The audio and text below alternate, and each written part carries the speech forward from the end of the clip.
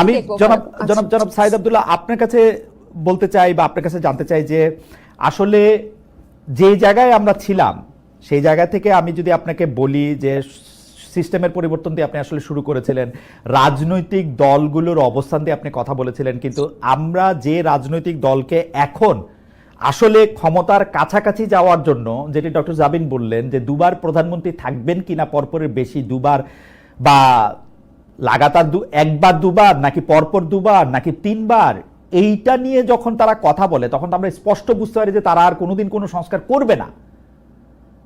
এবং সংস্কার যে করবে না এইটা বলে তারা যেন তেন রকমে একটা শুধু নির্বাচন চায় এবং ক্ষমতায় যাওয়ার পরে তারা সেইটাই করবে যেটা তারা করতেছিল।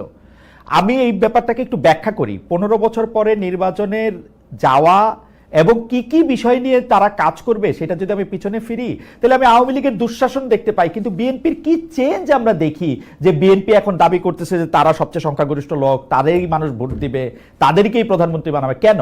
কি করছে?